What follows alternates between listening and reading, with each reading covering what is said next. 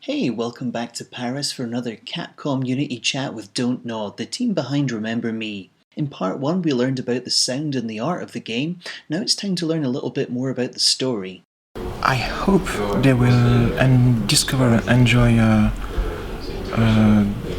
great sci-fi adventure that takes place in I'd like to say in a universe that could happen. This is Paris in 70 years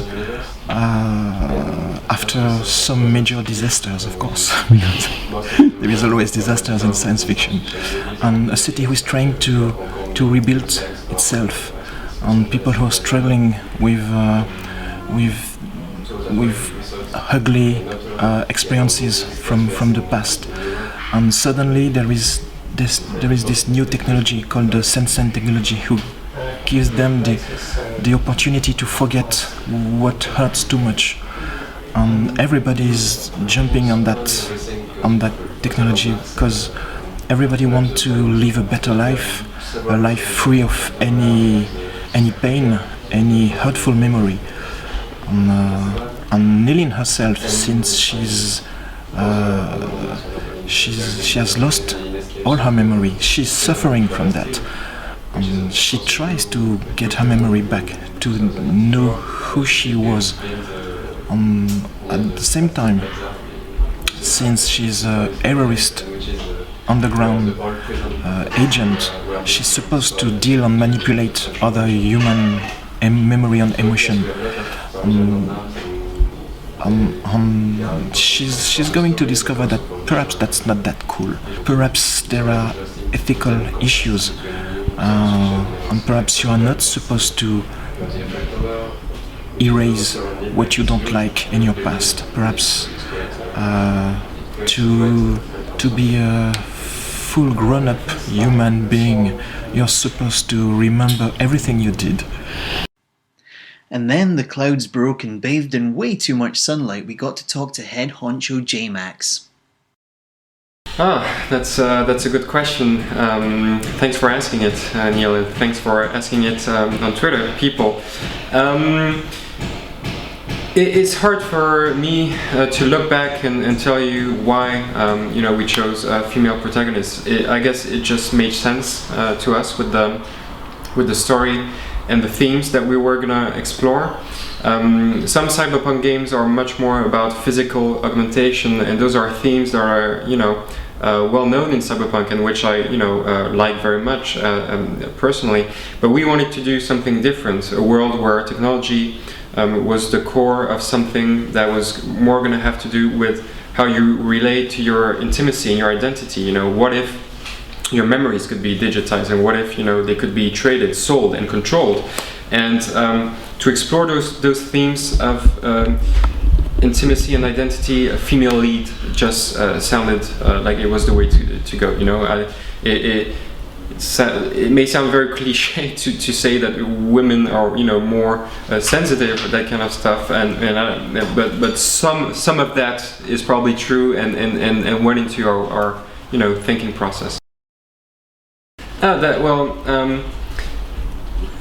lot of thinking went into defining the way she was going to fight. So as much as we could, we tried to have really circular movements that were very much inspired by Aikido techniques, whereby you're going to use your opponent's strength and momentum to actually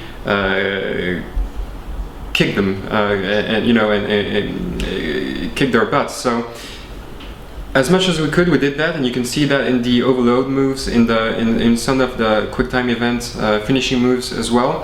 And then for what was more like the straight punches and kicks, where we couldn't do that, but we tried to make it as fluid and feline and graceful as we could. So it was really a combination of all of this that went into defining the system. That's a very good question. Of course, I hope Remember Me will inspire people. Mostly, I hope if just one person stops and thinks a little bit about what social networks might mean, what potential there is in them, in terms of threats to your personal data, your intimacy, your identity, and the way they might connect us one another, but make us way less bound to one another, and how those interactions are changing, and some of the dangers that are there. If just one person stops and thinks about that, and again, we're not teaching any lesson. These are themes for you to think about if you want to. We're not teaching any lesson, but if that can inspire you to reevaluate, or at least stop for a minute and think about that if you haven't before, then that's my job done. Wow, you have tricky questions.